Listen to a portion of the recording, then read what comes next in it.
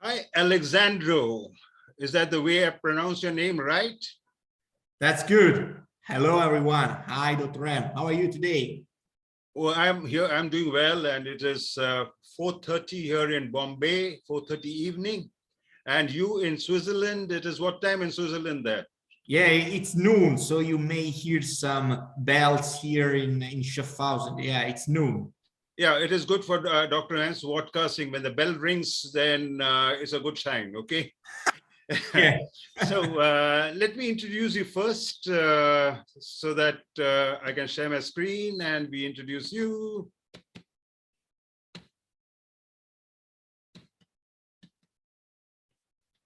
There we go.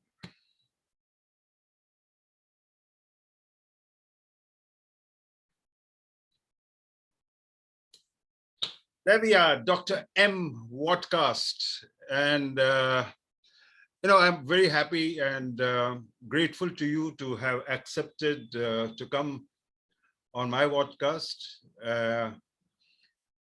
It is the 9th episode that we are recording. And let me tell you how I came to this. So, and if you look at the theme of the series, I'm running only one series with different episodes, right? I have never said implementing. Okay, and it is continuous improvement. So wherever we are saying CI, it stands for continuous improvement.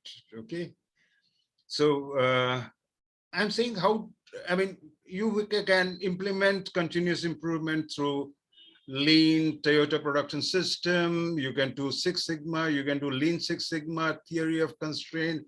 You can do any path for continuous improvement. My concern is how do we sustain, how do we support it? How do we scaffold it together, keep it together and sustain it? We are not sustaining a plane, right? It is continuous. I mean, it is not oxymoron. People say that, how can you put continuous and sustain together? No, all what you're saying is sustaining the continuous improvement movement in an organization. Correct. We understand, right? Absolutely. So it is, how do we sustain the continuous improvement movement in an organization? That is more vital to me. It is not oxymoron by saying, you say continuous one way and then you say sustain. I mean, no. What we are saying is we introduce a continuous improvement movement. It has to keep moving, one step over the other, one step ahead of the other. We are much better today than we were yesterday, and that is the continuous improvement. That movement has to be sustained ad infinitum. It should not stop. It should not, what Mark Deluzio would say, should not be flatline. Exactly. So that's the theme, sir. And thank you very much, Alessandro Lasi, to be with me from Switzerland. A little bit about yourself. It's terrible to introduce yourself to yourself. So I better put this on the screen and you speak about it. So right now you're the director of Xylem. Okay. Now you can speak about yourself right now. Go ahead. Sure. Thanks. Thanks, Dr. M. So yeah, correct. I'm now working at Xylem, which is a fantastic global organization within the water arena. Yep. And yeah, I work as a continuous improvement director. Here you see CI, as said, it's continuous improvement, and I'm working for our Global Lifecycle Services, and I'm based in Switzerland. I had several positions at Xylem, always within continuous improvement. I joined the organization in 2016, and with several positions with international experience and exposures, in contact also with different cultures. And prior to this, I had other. Oh yeah, so you joined them in 2016, so that makes it around 5+ years in Xylem, right? And before that, you were with another company as a process improvement leader in CSA. What does CSA stand for? Yeah, it's a Svenxa cellulosa activiolagate. So before, it was in the previous slide. However, I had also 5 years experience at Hertz, you know, the famous rent-a-car company, and I was a continuous improvement leader there. It was a good environment where practice is lean also. Yeah, this another experience I had was at SCA, which is now called Essity, and it was a paper manufacturer. So a classical industrial company, fast-moving consumer good, very interesting, I have to say. And my early days in my career, I spent some years at Ansaldo Energia, which is now called Leonardo, in the EPC industry, Yeah. and with that TRW Automotive, which is a tier 1 supplier, now part of ZF, and yeah, always. So you got over 16 plus improvement experience as continuous improvement of processes. So you wanted to, during our preparatory chat show, you promised me that you would be reflecting on your learning. And that's something that all the continuous improvement professionals, all the sensei says, that do hensai, to reflect on what have you been doing. Okay, what has been your learning? Excellent. So thank you very much. You're giving me an opportunity to share your learning with me. So over to you. I'm going to stop my sharing the screen, and you can take over, and please let me know all your learnings, and I'll share that with the entire lean community, and good for the community to see how we sustain and support and sustain this continuous improvement. So here we go, Alexandro. All yours. Thanks. Let me share my screen. Thank you, Dr. M. So let me pick this up. Can you see my screen? Yep. Great. So this will be the topic for today. So you mentioned the overall thread of your sessions are about sustaining and scaffolding the continuous improvement. You talked about eximers, right? Yeah. Let's talk today about how we can sustain and make these efforts continuous right from the beginning. So the most important part to me, if I look back at my experience, is how to plant the seeds for a lean culture in the best way possible. So it's like a little bit like preparing the soil. That's why you have this fantastic quote here from Hitoshi Yamada, which is preparing the soil is necessary before seeding lean. Otherwise, no change will happen. And this is, to me, to my experience, the best way to make it sustainable. Prepare the soil in advance. So what we will be discussing a lot here is about lean culture, is about how to make it sustainable from the beginning. Okay. Yeah, I get you. I understand that. Yes. Do you like golf, Dr. M? Honestly, I have never played golf, and I mean, the humorous part of it is I never understood why do they have to hit that ball across 18 holes, if I'm not mistaken, and then they walk from one hole to the other? I mean, I've never played. In India, we play cricket. There's a lot of golfers in India, okay? But I have never played golf. Okay, yeah, so, me neither also, but it's probably one of my resolutions for this 2022, right? Yep. We are early in Jan. So why golf? So here we will talk a little bit about the sweet spot. And we have this nice analogy here in golf, where the sweet spot, as you can see from the quote there, is exactly the place of the club head, which you need to hit the ball for a perfect shot. And I use this analogy just to describe where lean sticks and lean thrives in any kind of organization. So today, we will talk about how to cascade lean from the top. So leading from the top as a behavior for senior leaders. Okay. We talk about how fostering lean also from a bottom-up perspective. Okay. Yeah, go on. Yeah. So what I hear you saying, I'm reading, what I understand you saying is you lead from the top, and then you learn from Kaizen from the bottom, implying thereby the bottom part of the pyramid, right? Exactly. Of the organization hierarchy. So as I understand, I'm paraphrasing what you've said, my understanding is that you start from the top, the lean movement, and also you start learning from the bottom through bottom, in the sense from the bottom of the pyramid in a hierarchy, and where both of them meet, you are calling it the sweet spot. Am I right, Alessandro? Yeah, that's my experience. There's also another component we'll explore later on. I was tempted at the beginning, when putting together this simple deck, to make numbers, right? So where should you start? Well, the best place to me to start is leading from the top, but this does not mean that all these steps are sequentials, and you probably need to put them in parallel for the best successful way to implement continuous improvement and lean. So what you're trying to say is that the initiative for lean has to start from the top management. Is that what you're saying?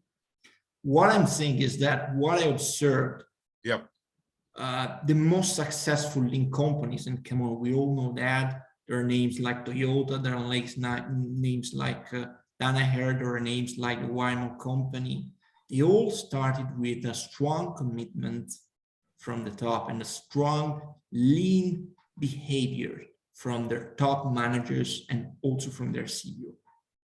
That's probably a common trait that the most successful continuous improvement and lean journeys do have. Okay. Another thing which I can add from my experience, well, probably those 3, 4, 5, those handful of companies which were very successful in the history with lean were able to sustain their sweet spot in years. And it probably took half a century or decades to get there.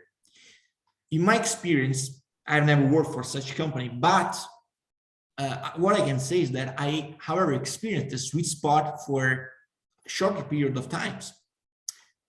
For example, in one of my first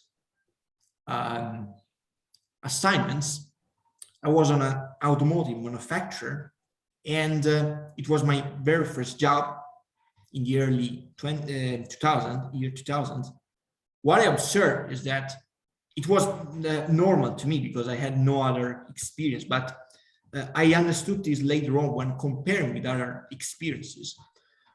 I was tasked to raise up first throughput yield on the manufacturing lines, and I experienced operator coming to me, to a young engineer, right, just out of university, and say, hey, that's where my process does not work. That's where I have most of the jams of my machines. That's where I have most of the quality problems, and we're not afraid to show the issues. Probably, and I realized this later on, because they knew they wouldn't have been finger pointed about those problems. And this is part of the culture, and we will get back to it later on. Yeah, but what I wanted to ask you is, what was your role at that point of time in this particular event that or that place that you're talking about, when you just came fresh, and what was your role over there? I was tasked to raise up quality first throughput yield on an assembly line. So they were assembling widgets like components for the steering wheels for vans and cars. Okay, this was a startup line, so there were some issues because the process was quite new. So you were to look at the process part of it, right? Absolutely. On a manufacturing site, it was an assembly manufacturing cell, absolutely. And it was tasked. I think on the lighter side, Alessandro, that would have been a real sweet spot for you, because being an industrial engineer, tell me how much of what you learned in academics and you came into what we call Gamba, and you were put into this shop saying that, Alessandro, now you look after the quality, okay? So what did you do? You looked after the quality or you looked after the process? No, it was a little bit both, because quality stays within the process, right? So if you really want to raise up quality, you really need to have a look at the process. To me, I mean, it is the principle of built-in quality. You cannot just improve quality if you just don't look at the process. So the two things goes together, right?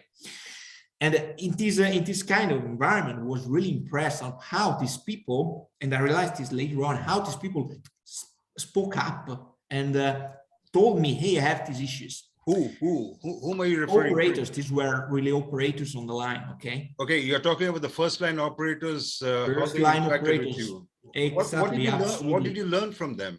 I mean, you were fresh into the Gamba, and you had all the dreams that you come over there and touch here and touch there, and things will work better, and you get first time right quality, right?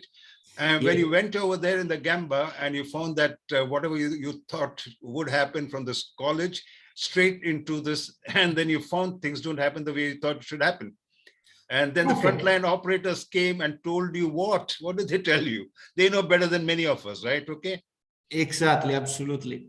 Those people do know a lot about the process, right? And are really subject matter expert on that. So if you go there just out of university with an approach that you are probably studied in your office and you get it, I mean, you handle into them, you are not probably get there, because what you really need is their buy-in, because those people are really the most experienced ones. So you really need those people to make improvements on the project and on the processes.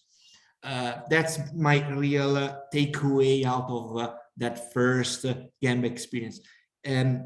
Involve operators, involve people from the process as much as you can. It doesn't matter. I like this. I like this because today you're reflecting on all your learnings. And very nice of you to have told me straight away that you're from the college, you go to the Gamba, and then you find out that the operators over there can also teach you and tell you a lot. Instead of you starting telling them, you start listening to them. Am I right? And you learn from that. Did you learn from listening to them, or did you tell them?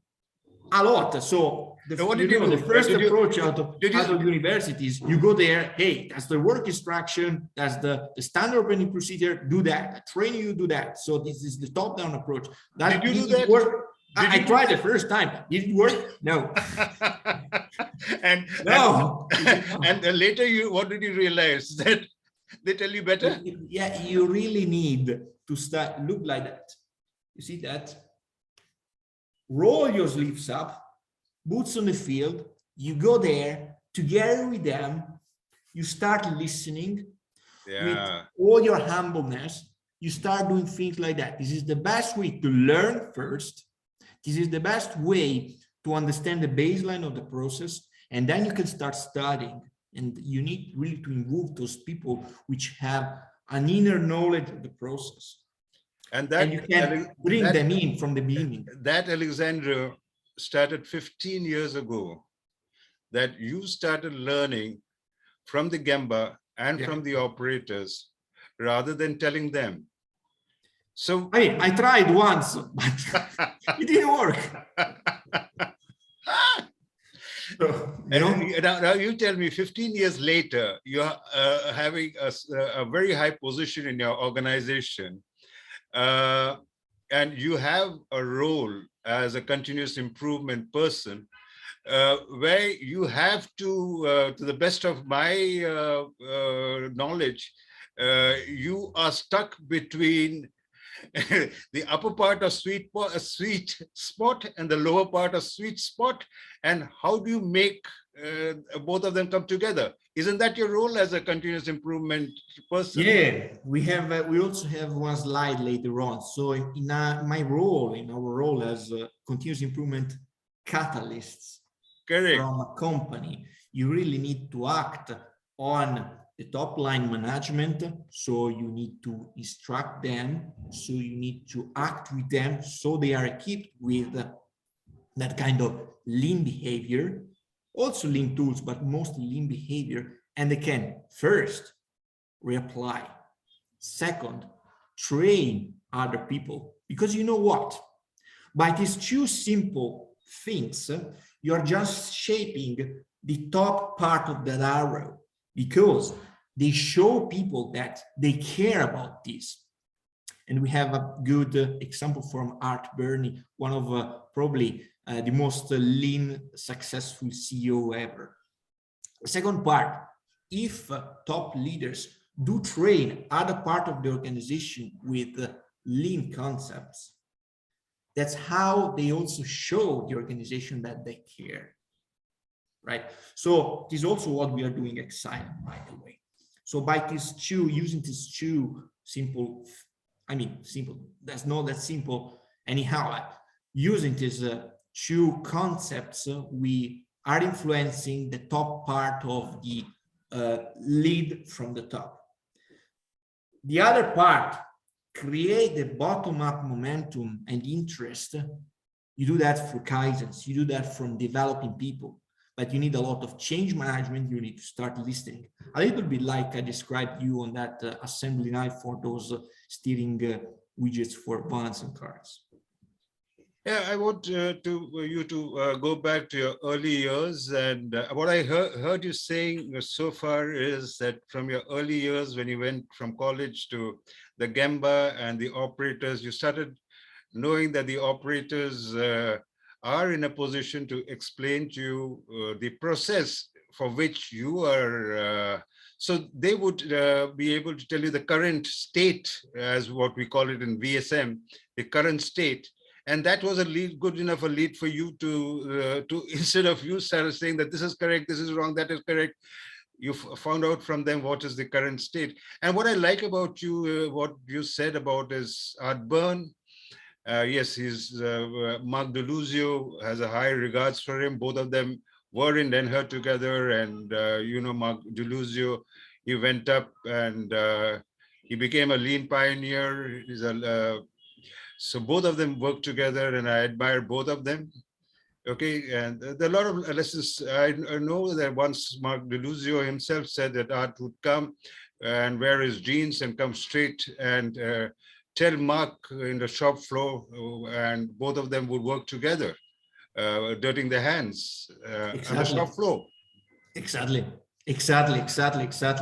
And look, this is also part of there are concepts here like servant leadership. If you want, we can discover. But one of the things about Art Burney that I like most is that sometimes he really went on the Gemba with the operators, and he talked with them regarding standard works.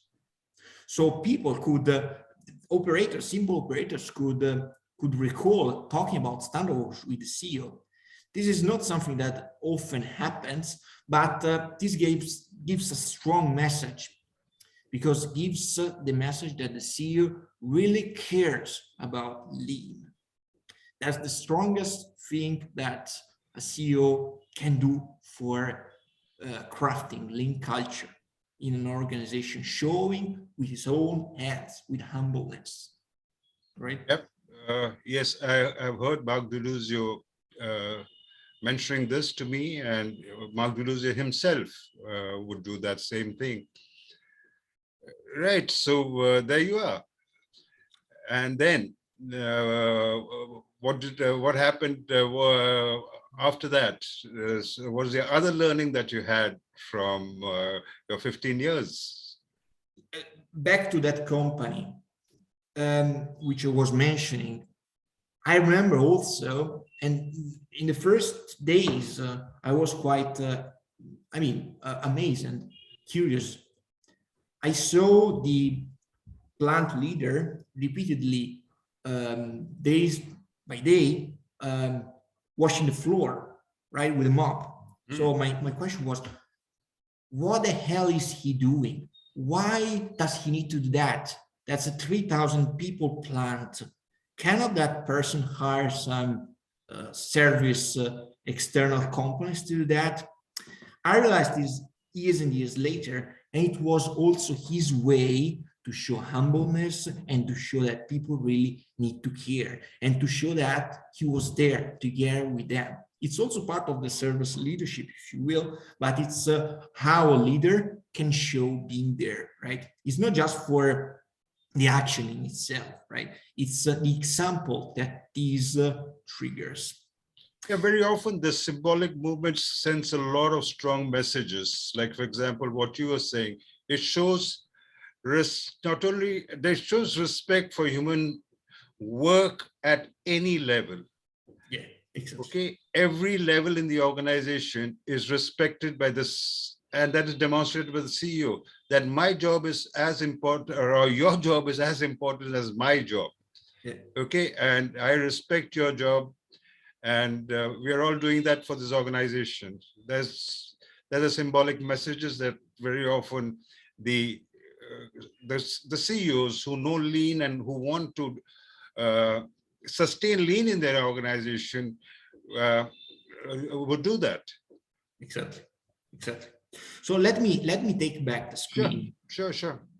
And we go to the next concept. We have already partially covered this. So we understood a lot. We talked a lot about the CEO, how can the CEO act. So the question here is, to lead from the top, can the CEO delegate? Well, to my experience, the best way to implement lean is for leaders to show their lean behaviors, not to delegate. So I can also put on the table some experiences I had in my past where we were making experiments and we made a call for action for leaders to be more on the gamba. And what we heard back is, hey, probably that's not for my level, that's for my reports. Probably wrong. That's probably the wrong message. I won't say the company, of course, but that's probably the wrong message to be given, not even from a CEO, but from any kind of leadership. Yeah, let me ask you on that, Alessandro. With your 15 years in the continuous improvement professional in an organization, you are not an external person, right? In an organization, unlike many of us who come from outside. Okay, you're not that. You are an internal person. And you have this responsibility. You mentioned to me earlier that you have to act like a catalyst, okay? Catalyst, both for the top management to reflect, as you're reflecting right now on my vodcast, you're reflecting of 15 years. So you have to, you have to go to your leader and probably sit with him and reflect with him about his actions, his thoughts, etc. Can you give us some example of that? Because I want you, and then we will see as a lean professional, as a CI professional, how did you manage the operators or the frontline operators? Okay, so let's move to the toughest part of your career in an organization of convincing and doing mid-course correction and telling you can't tell your top bosses, right? So how do you manage how as a CI professional, as acting as a catalyst, manage your top management? Would like to hear about your 15 years experience. Yeah, so it's good, all bad, about ugly, doesn't matter. But what is your experience? Yeah. The toughest moment in 15 years? I'm not asking you for the organization. And the sweetest moment in your organization. I did not use the word sweet. Okay, you started the sweet spot. Now tell me the sweet spot and sometimes a bitter spot. Well, what I can tell you is that all boils down to change management, if you will. So when you need to move a process or a condition out of the status quo, you know, people are like water, so they tend to lay down where it's more comfortable. And this is the same for either for top leaders, for middle managers, and also for operators or team leaders. That's humankind, human nature. So when you need to have a transformation or a Kaizen, and let me bring this up because it's very close to this concept. You see, communicate, communicate, communicate. What is important here when you need, in this case, is from lean from the top, when you need to implement change, the most important thing is to communicate why you need to move out of the status quo. Okay, and what happens if you do not do that? What are the risks if you do not do that? So the why is the first thing. You probably need to create some quick wins. Pardon me? Okay, to show people that the change can work. So you need to be able to select small pieces of the problem you can win, you can solve in a short moment, in a short period of time, to get momentum with people. This is what the top leaders are supposed to do, right? This is sometimes what we do as CIs, also to convince top leaders. This is what you do as a CI professional, okay? That's also what we do. This is part of the change management. Change management goes with human nature, whatever their level in an organization is, right?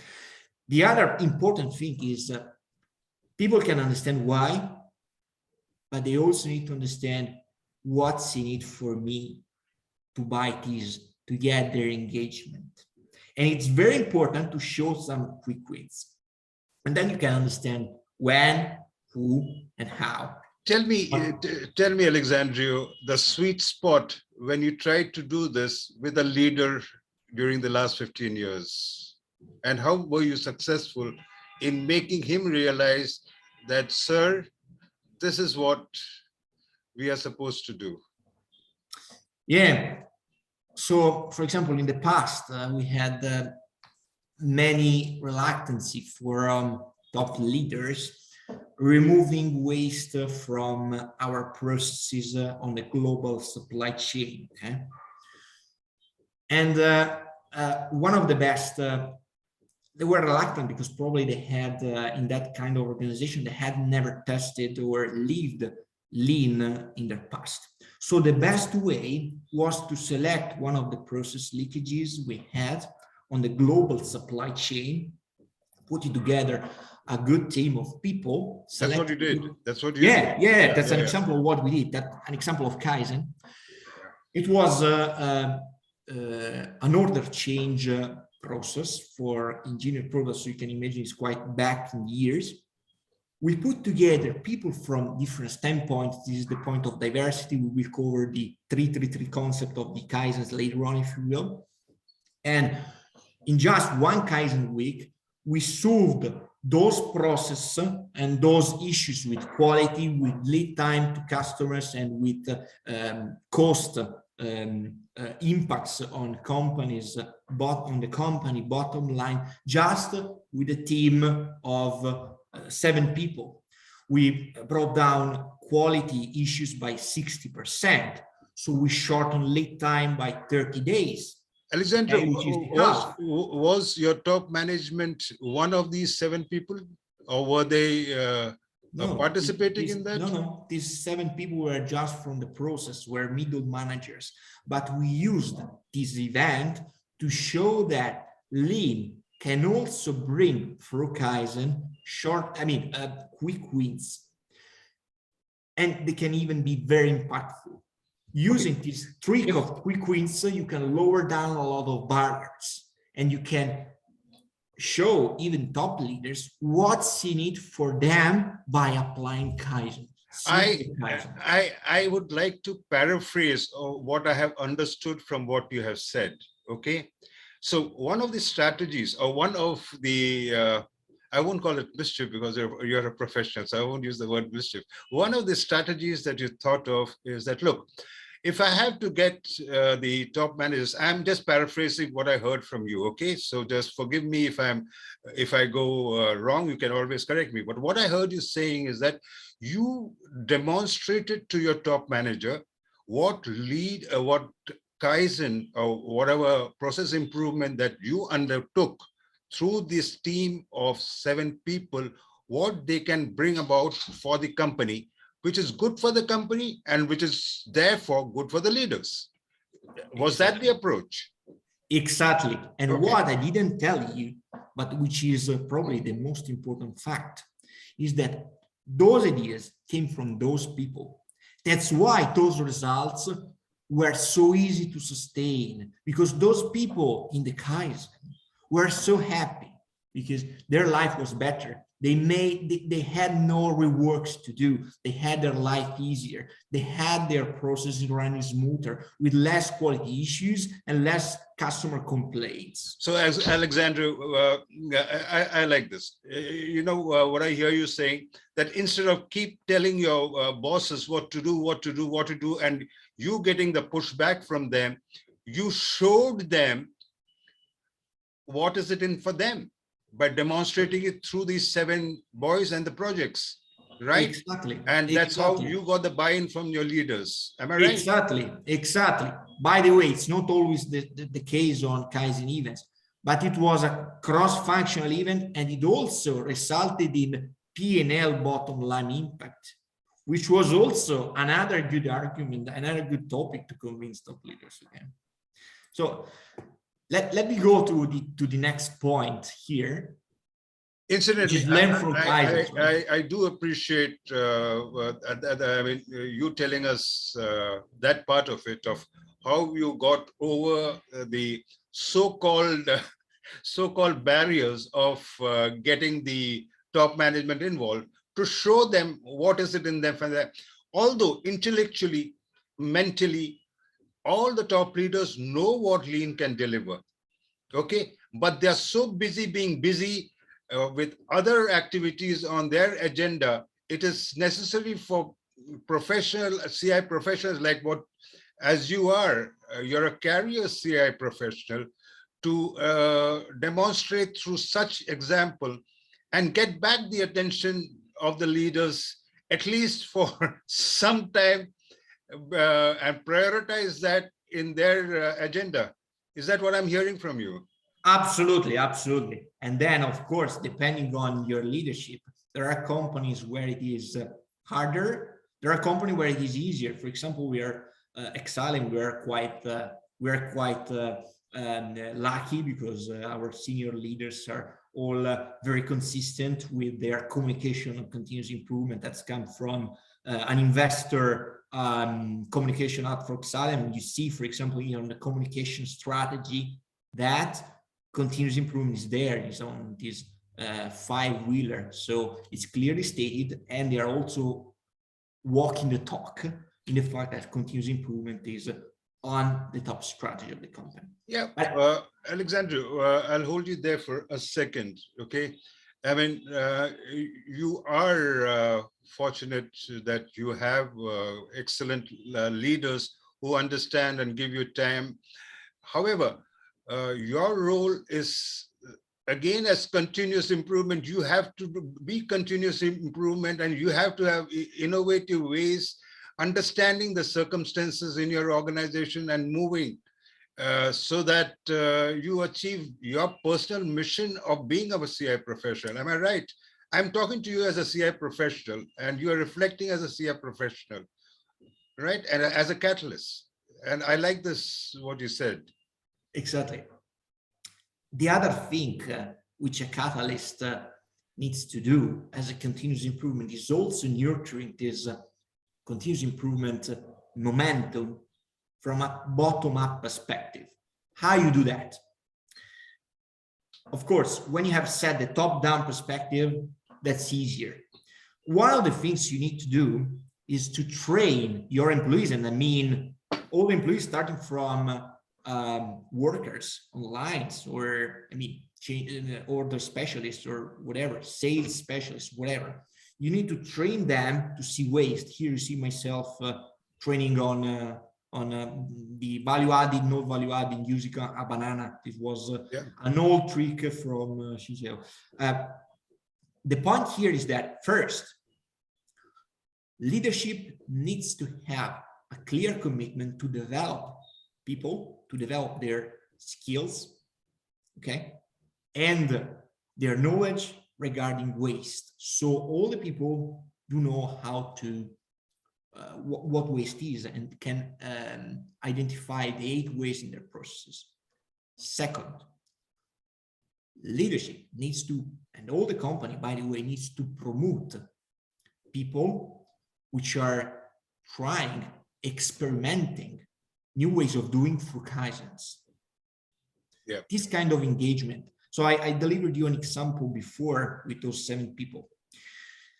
When you have, so I was the facilitator of that, but the role of a catalyst is not to facilitate all the events. The role of a catalyst is to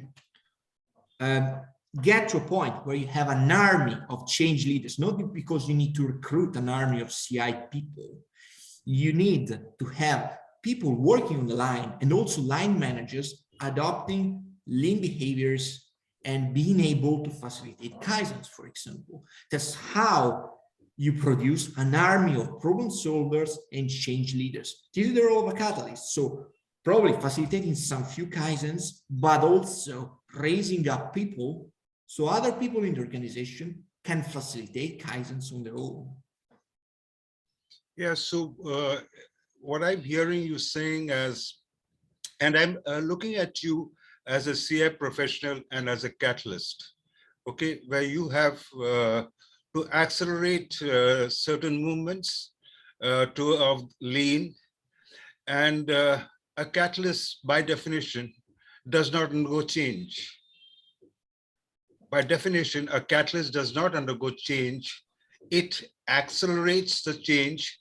Well, there are certain catalysts which has to retard certain or pull back certain changes. That will be the negative mindset of the people, the way I look at it. And if you define it as a catalyst, because catalysts have got both the roles to accelerate and deaccelerate. Yeah. So as a catalyst, you may have to deaccelerate certain negative mindsets. Can you give some examples during your 15 years, if you have experienced any, where you have been able to help to deaccelerate as a catalyst certain mindsets which are not, which are barriers to moving forward? It'll be interesting for us to know from your experience. One of the things, I will circle back to one of the examples I made and made the connection of one to one of the next slides. So let me put it up and we can talk through this. So that's all about this sweet spot, if you will, and that's all about psychological safety. Yes. We talked about Kaizen. Kaizen lean journey is all about experimenting.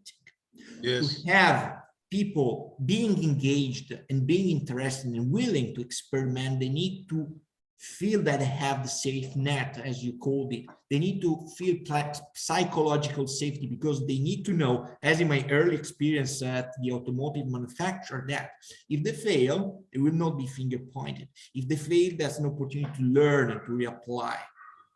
Yes. Now, one of the things here is what I call red is not bad. Pardon me? Red is not bad. Yep. I was some years ago on implementing a daily management process, okay?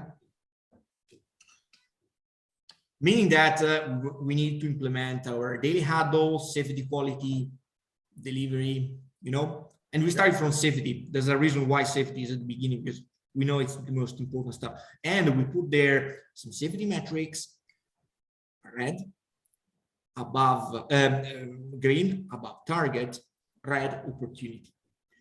What a catalyst here, and this is part of the change, what a catalyst here need to do is to train the company and the people, in this case also operators, that red is not bad.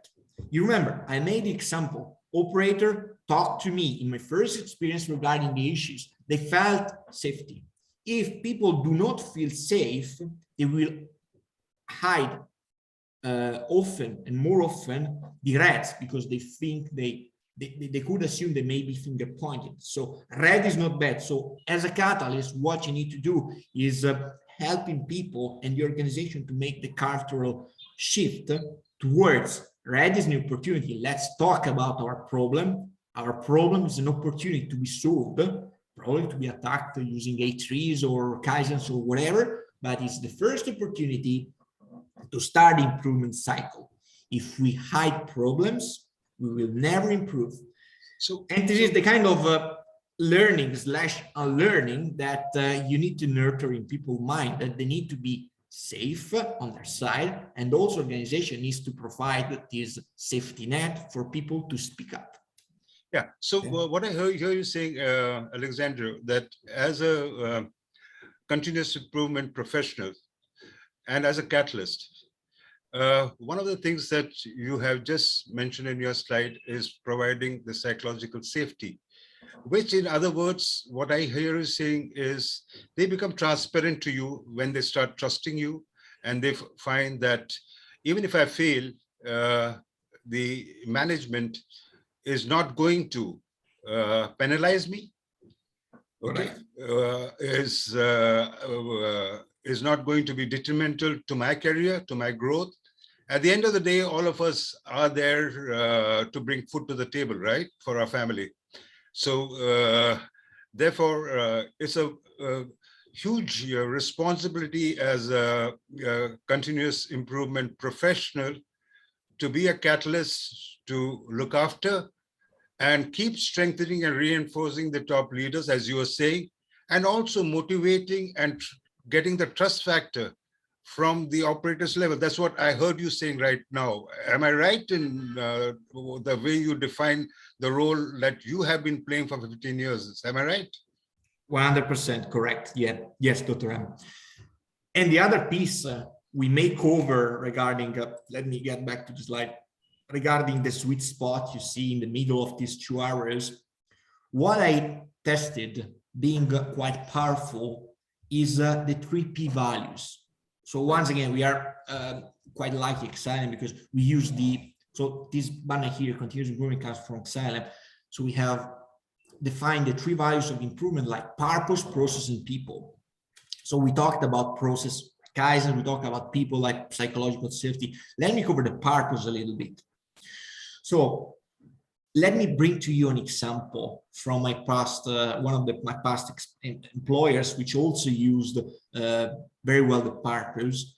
For example, at Hertz, which is the company, you know, the rent-a-car company, we started our continuous improvement endeavors from customer feedbacks because we had the net promoter score, NPS, out of the service from customer, and we could stratify the voice of the customer and start from their feedbacks and verbatims where our processes need to be fixed or need to be improved. And that's where we started our Kaizens, A3s. Yeah, this was when you were in Hertz. I think they were in the business of car rentals, etc., right? Yeah, that was car rental, etc. Yeah. So you focused on the feedbacks from the customers, right? A lot. Yeah, it was one of the guiding metrics of the business. It was also other for sure, but breakthrough objectives, which was on one of the previous slides, was for sure to raise up the NPS, which is very connected to customer experience. Alessandro, my final question to you, if you have, I mean, I learned a lot from you, but here is the final question from you. As an internal continuous improvement professional, acting as a catalyst, how do you ensure that 3 stakeholders of your business, okay, the shareholder, the employer, and the workman or the employee, and rather than the 4th, the customer, all 4 of them get benefit out of the lean movement? Because rather with 3, you take the customer, the organization and the shareholders. All three have to benefit, and you as an internal catalyst, you have to look after all the three interests, right? Well, you could ground this in 1,000 ways, but I think the real answer is quite simple. Start listening to them. So the first improvement starts from listening. Start from listening. What is the voice of the business? What is the voice of the customer? What is the voice of your people, of your stakeholders? Start listening. That's from listening that you frame up your problem statements. That's from there. Start by listening and don't assume anything, because by listening, your stakeholders, the process and the company, you may learn a lot of things that you're not considering and that you may need to focus on. So really, the first thing which I learned in my first few days with the operators, right? Circling back to the early minutes of our podcast, start by listening, people. Great. It was so nice that we had this interactive session, and probably you're the first CI professional from internal professional that we spoke or I spoke to. The rest of them were external consultants. Okay, me being one of them, we know that we have a little more advantage than you have. Probably we may not get a call back, but then we know that we have got other people whom we can serve. But it's a tough job being a part of a system. And I want to make it very clear, as an internal continuous improvement, process improvement person, to be a part of the system and to improve the system. And that you can only do when you go out of the system, act like a catalyst and help the leaders and help the operators or the workmen. A tough job. And 15 years have taught you what lesson? The last word from you. Yeah, so it's you really need just to wrap it up, you really need to tie together these top 4 elements. So you really need to influence as a catalyst, as an internal catalyst, the lead from the top direction, the learn from the Kaizen. You need to make the sweet spot sustainable through the 3 Ps, for example. We discussed about organizational safety and the psychological safety. And as a catalyst, you need to tie this all together. This is a little bit how I see the continuous improvement journey if I step back out of these 15 years or plus of Excellent. Experience. But I'm not stop recording you because I have a final question for you. So can you move out of your slide so that I can ask you a final question? Alessandro, it was really pleasure because we never planned that all this what we discussed was never planned, right? We thought that we would be just showing slides. No, we did not. We took off in a direction which I did not imagine, or I don't think you also didn't imagine, that we actually define what should be the internal role of a continuous improvement manager. You can call it by any other designation, doesn't matter. And what I heard you saying was it has to act like a catalyst with the leaders, showing them what is happening, helping the operators. Actually, it is more of a helping function for the leaders as well as the operators, so that both of them can come as close as possible, nearly as close as possible to the sweet spot. This is what I heard you saying, right? That Correct. Is the role of an Correct. Internal continuous improvement professional in an organization. Now, Correct. You as an internal continuous improvement professional, and I'm me acting like an external continuous improvement process professional, what would be your advice to me? An internal process or an external consultant, internal process, internal continuous improvement consultant to an external consultant like me. What would you advise me to do?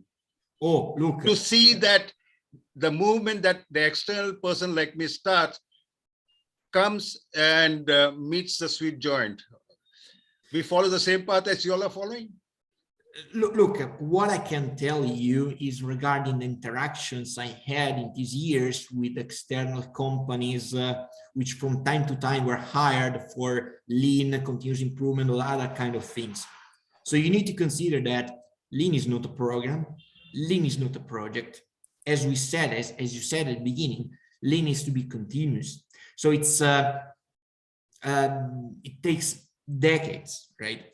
So a consultant can bring something, but then needs to be sustained and needs to be embedded in the organization. Some consultants really point a lot on tools rather than tools is just a portion. We really need to make this sustainable through culture. And this is my experience with external consultants while working with the companies that they don't consider this. Probably they just consider billing for money purpose, right? But yeah, they need, as external consultant, really need to understand what is the existing culture and how an organization wants to perform. It's not just running projects. Probably most of the people are able to run projects. The hardest thing is to shape up culture, which is harder to do. Alessandro, I'm very, very grateful to you because I stole a secret from you, is that if the external consultant has to be effective to sustain the continuous improvement movement in an organization, they have to be precisely acting like a catalyst. Yeah. Okay. And helping the leaders and helping the operators to reach the sweet spot. Okay. Absolutely. So we are in sync. The external consultant and the internal consultant have got only one job to do in process improvement as continuous improvement professional, is to find the sweet spot. Yeah, if you want to make this sustainable. Otherwise, there are 1,000 ways to have just quick wins, but just them. Just to have quick impacts, but that's not the way. And thanks a lot. And I'm sure you will be hitting sweet spot very often in your career, existing career, and your growth and organizational growth forward. And thank you for giving me that hint so that I can also hit sweet spot in my career as a professional. Thank you very much. You got a lot of sweet spots. Okay, so thank you very much. And I stop recording. Thank and you very much. And you say namaste, right?